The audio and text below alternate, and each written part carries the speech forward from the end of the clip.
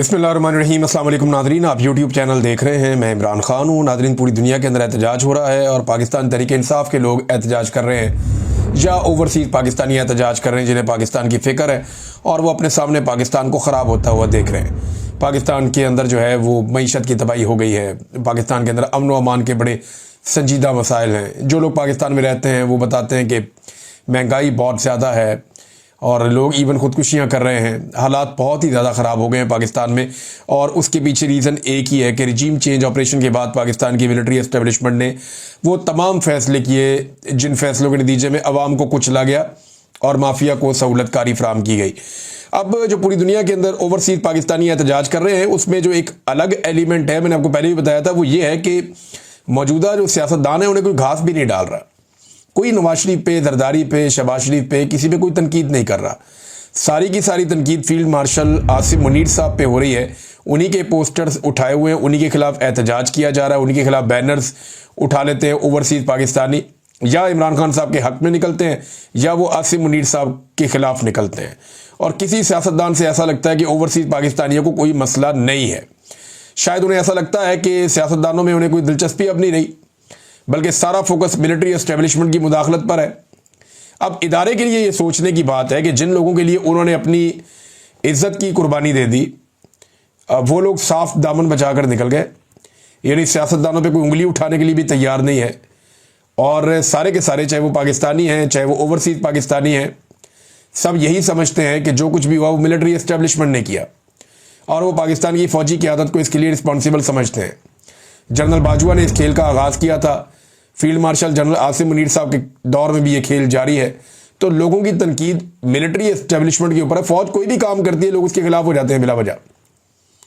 यानी ऐसा नहीं है कि सारे काम बुरे ही हो रहे हो, लेकिन फिर भी लोगों ने ज़हनी तौर पे अपने आप को आमादा कर लिया है कि क्योंकि अवामी मैंडेट का एहतराम नहीं किया गया, क्योंकि इंसानी हकूक़ की धज्जियाँ उड़ाई गई, क्योंकि उन लोगों को लाकर बैठाया गया ज़बरदस्ती जिन्हें लोगों ने रिजेक्ट किया था, तो लोगों के अंदर एक फितरी किस्म का रिएक्शन पैदा हो गया है और वो लगातार बढ़ता जा रहा है। यहाँ मैं कुछ और अजीब चीज़ें देख रहा था। यानी आसिम मुनीर साहब पाकिस्तान में या पाकिस्तान के बाहर इस तरीके से डिस्कस हो रहे हैं जैसे कोई नॉर्मल फौजी डिस्कस होता नहीं था। यानी हमने देखा कि जनरल बाजवा ऐसे डिस्कस नहीं होता था, जनरल राहील शरीफ ऐसे डिस्कस नहीं होता था, जनरल कियानी ऐसे डिस्कस नहीं होता था। सिर्फ मार्शल लॉ एडमिनिस्ट्रेटर्स या जो डिक्टेटर्स थे वो इस तरह से डिस्कस हुए हैं। पाकिस्तान के मीडिया को आप देखें, पाकिस्तान के सोशल मीडिया को आप देखें, सबके सब हाफिज सैयद आसिम मुनीर फील्ड मार्शल को डिस्कस कर रहे हैं। इसी तरह पाकिस्तान के बाहर भी और नेगेटिव अंदाज में लोग डिस्कस करते हैं।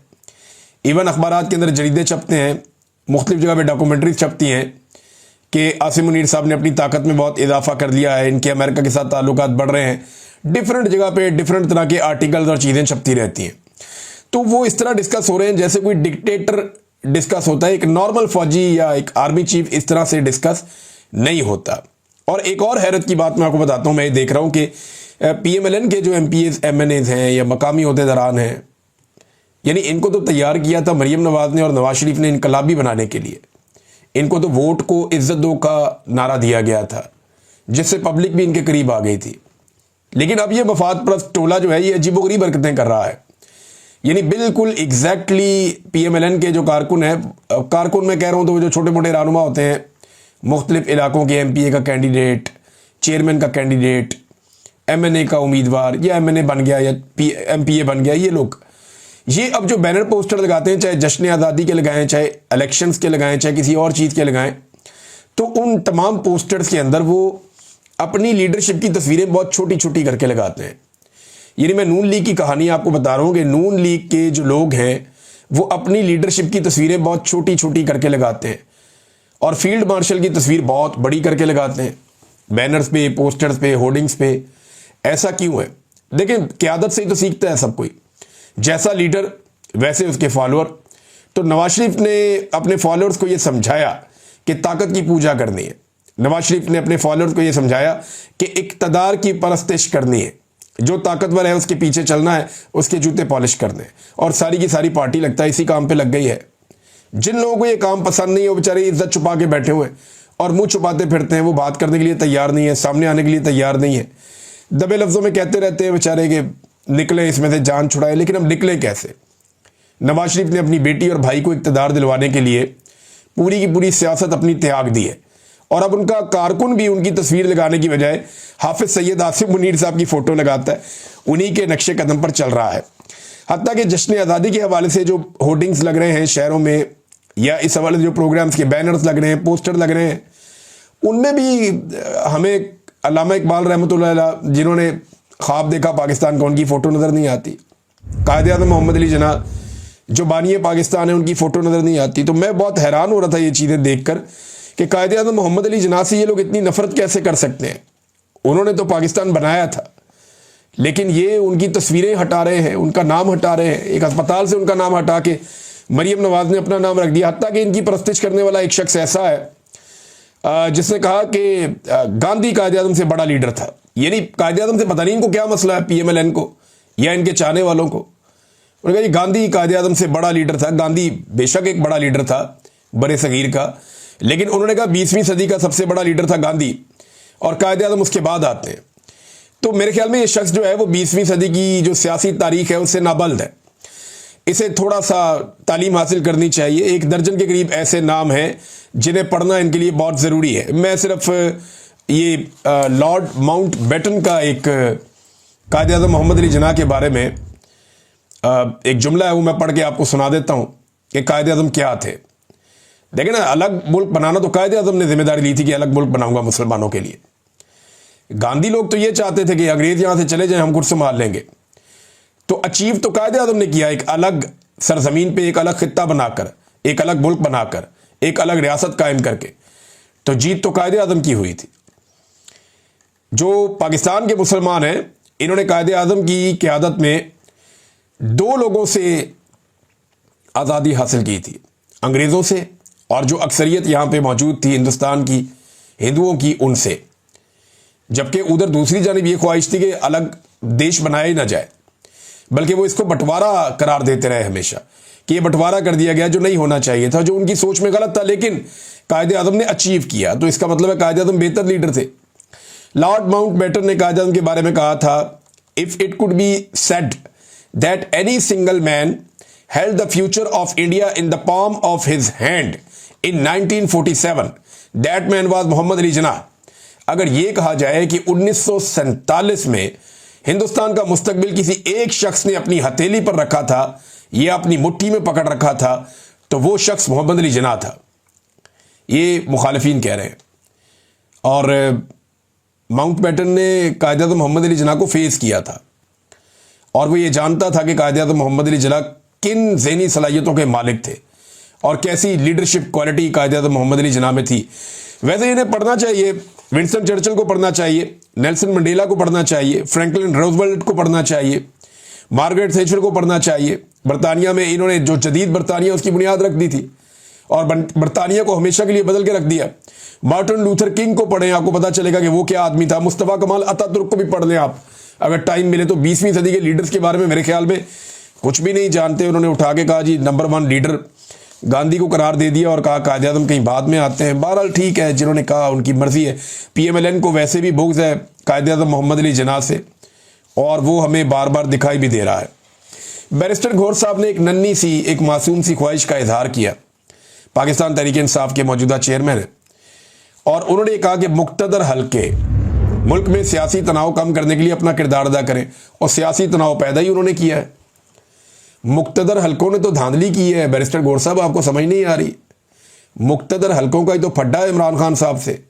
उन्होंने तो रिजीम चेंज ऑपरेशन करके इमरान खान साहब को हुकूमत से निकाला। बाद में उन्होंने ये टोला लाकर बैठा दिया जो करप्ट लोग थे। उसके बाद इनके ज़रिए से उन्होंने पाकिस्तानियों की मट्टी पलीत कर दी पकड़ के, हर किस्म की तबाही फेरी पाकिस्तान में। फिर पाकिस्तान का जो सबसे मकबूल लीडर है उसको पकड़ के जेल में डाल के वो 300 मुकदमे कर दिए। ये सारा किया धरा है ही मुक़्तदर हल्कों का है। वो कहते हैं ना, बीमार हुए जिसके सबब उसी अतार के लौंडे से दवा लेते हैं। ये नहीं जाते भी उधर ही है जहाँ से इनको तकलीफ मिलती है। भाई जो असल में मसला है उसी को आप कह रहे हैं कि मसला हल करे। यहाँ मसला एक ही तरीके से हल हो सकता है कि मुक़्तदर हल्कों के साथ बैठकर उनको इस बात पे कायल किया जाए कि आप निकलें बीच में से, आपका कोई काम नहीं है और अपनी इज्जत बचाइए, आप इसमें से निकलिए, हम सिविलियंस पाकिस्तान को संभाल लेंगे। मुक़्तदर हल्के अगर आप इंग्लिश में बोलें तो ये एस्टेब्लिशमेंट होती है। तो एस्टेब्लिशमेंट जो खुद इस वक्त मसले की जड़ है, उसी एस्टेब्लिशमेंट को ये कहना कि वो मसला हल करें, ये मेरी समझ से तो बाहर है। पाकिस्तान में नाजरीन एक और रोला पड़ गया कि पीटीआई ने एक न्यूयॉर्क टाइम में इश्तिहार छपवा दिया, और ये जो ओवरसीज पाकिस्तानी है उन्होंने चंदा बंदा करके इश्तिहार छपवाया। इस पे रोला डाला हुआ है कि जी कैसे इश्तिहार छाप दिया, इतने पैसे क्यों खर्च कर दिए। और भाई ये कौम का पैसा थोड़ी खर्च हुआ है, ओवरसीज पाकिस्तानियों का पैसा है, जैसे दिल करेगा वो खर्च करेंगे। वो चाहे इमरान खान का इश्तिहार छापें, चाहे किसी और का इश्तिहार छापें, चाहे वो नवाज शरीफ का इश्तिहार छापें। भाई किसी टिक टॉकर की तस्वीरें वॉल स्ट्रीट जर्नल के ऊपर, वहां पे जाके वॉल स्ट्रीट पे बड़ी स्क्रीन पे किसी टिक टॉकर की फोटोज और वीडियोस चल जाएं, तो उसका पैसा कहां से आया, कभी ये पूछा है? 60-60 सफ़ों के इश्तिहारात पाकिस्तान में अखबारात में छाप दिए, कभी ये पूछा है? बल्कि यहां टिकटॉकर ने एक कानून ऐसा पास कर दिया जिस कानून के मुताबिक अब कोई पूछ नहीं सकता, जितनी मर्जी मशहूरी की जाए, जितना मर्जी अरबों रुपया लगा दिया जाए, अरबों रुपए के इश्तिहारात पाकिस्तान में खिला दिए गए मीडिया को, उस पर कोई सवाल नहीं पूछ रहा। लोगों ने अपनी जेब से इमरान खान साहब की कैद के 2 साल मुकम्मल होने पे एक इश्तिहार छपवा दिया न्यूयॉर्क टाइम में, तो उस पर सबको आग लगी हुई है। तो यहां जो जाली तशहीर दिन रात हो रही है, उसके ऊपर कोई बात करने को तैयार नहीं है।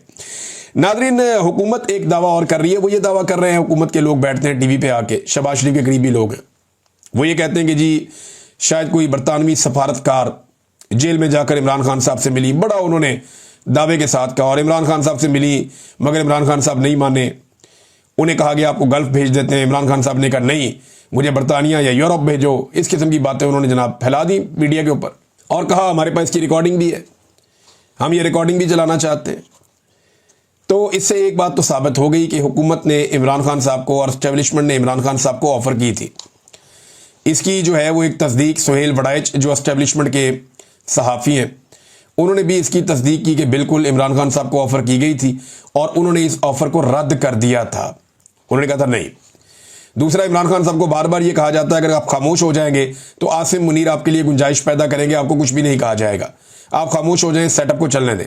लेकिन इमरान खान साहब हार मानने को तैयार नहीं है। वो ये कहते हैं सेटअप मैं नहीं चलने दूंगा, इलेक्शन तो मैं जीता हूं, हुकूमत तो मुझे मिलेगी। तो इसी तरह जनाब अब ये जो दावे किए जा रहे हैं कि इमरान खान साहब ने डील लेने से इनकार कर दिया, इससे एक तो ये साबित हो रहा है कि उन्होंने डील लेने से इनकार किया और हुकूमत उन्हें बाहर भेजना चाह रही थी। और दूसरी बात यह है कि अगर कोई ऑडियो आपके पास मौजूद है हुकूमत के पास, तो उसे पब्लिक करें। इमरान खान साहब तो पहले दिन से कह रहे हैं कि उनकी रिकॉर्डिंग की जाती है और वहां पे 2 नंबरी की जा रही है। पाकिस्तान में हालात क्या है, ये जरा एक खत आप देखिए। ये बलूचिस्तान के अंदर नसीराबाद जिले के हवाले से ये एक खत वहां पे छापा गया है, और ये सुपरिटेंडेंट ऑफ पुलिस नसीराबाद ने छापा है। खत क्या कहता है, ये उन्वान है हदायत निस्बत मुल्कगीर एहतजाज कॉल पाकिस्तान तहरीक इंसाफ। बमामला उन्वान बाला तहरीर है कि 5 अगस्त 2025 को पाकिस्तान तहरीक इंसाफ के सरबराह ने मुल्कगीर एहतजाज की कॉल दी है। 5 अगस्त 2025 को पीटीआई के कारकुनान मुल्क भर में एहतजाजी धरने, मुजाहरे, रैलियां, रोड ब्लॉक कर सकते हैं। लिहाजा इस निस्बत से आप तमाम को तहरीरी हदायत जारी की जाती है कि ज़िला नसीराबाद के किसी भी थाने की हदूद में कोई भी कार्नर मीटिंग, एहतजाजी मुजाहरा, रैलियां नहीं निकालेगा। मजीद बना SHO पुलिस थाना सिटी डेरा मुराद जमाली और इंचार्ज CIA नसीराबाद को सख्ती से हदायत की जाती है कि वो PTI के ज़िले सरबराहान कारकुनान जो कि सिटी डेरा मुराद जमाली की हदूद में रिहाइश पजीर हैं, उनके घर पर दस्तक, डोर नॉकिंग करेंगे और उन्हें पाबंद करेंगे कि कोई भी अपने घर से नहीं निकलेगा। किसी भी खिलाफ वर्जी की सूरत में पीटीआई के कारकुनान मुजाहिरीन के साथ कानून के मुताबिक निपटा जाए, सख्त ताकीद की जाए। ये नाज़रीन पाकिस्तान में जमहूरियत की सूरत हाल है। इस्लामी जमहूरिया पाकिस्तान में पुरअमन एहतजाज से मना कर दिया गया है। सरकारी सर्कुलेशन जारी हो रहे हैं कि एक पॉलिटिकल पार्टी अपना एहतजाज का हक इस्तेमाल करना चाहती है, उसे एहतजाज का हक इस्तेमाल ना करने दिया जाए। ये है नाज़रीन इस वक्त पाकिस्तान के अंदर सूरत हाल। आमिर मुगल साहब ने इसका एक हल निकाला। इनका ताल्लुक पाकिस्तान तहरीक इंसाफ से, इमरान खान साहब के साथी हैं इस्लामाबाद से, रावलपिंडी से। तो आमिर मुगल साहब ने एक ट्वीट किया, उन्होंने कहा जी इंसाफ रजाकार नौजवानों के साथ मिलकर आमिर मुगल साहब ने आज गिरफ्तारी से बचो, तशद्दुद से बचो पॉलिसी के तहत एहतजाज का आगाज अपने शहर इस्लामाबाद से कर दिया है। मेन GT रोड इस्लामाबाद को 25 से 30 नौजवानों के हमरा अचानक बंद किया, लोगों को इमरान खान का पैगाम दिया और हिकमत अमली के तहत पुलिस के आने से कबल वहां से निकल गए। पूरे पाकिस्तान के नौजवानों से गुजारिश है कि इसी गिरफ्तारी से बचो, तशद्दुद से बचो पॉलिसी के तहत 15 से 20 नौजवानों के साथ अचानक निकलें, कोई भी मरकजी रोड बंद करें, अवाम को इमरान खान का पैगाम दें और पुलिस के आने से पहले निकल जाएं। किसी लीडरशिप और किसी कॉल का इंतजार ना करें। लीडर सिर्फ एक है जो कि जेल में बंद है। खुद लीडर बने, खुद से अमली तौर पर एहतजाज करें। याद रखें, हमारे तरीका एहतजाज में कोई तशद्दुद, घिराव, जलाओ, कोई तोड़फोड़ नहीं है। अलबत्ता अपने कारकुनान को गिरफ्तारी से बचो, तशद्दुद से बचो, पॉलिसी के तहत महफूज रखना है।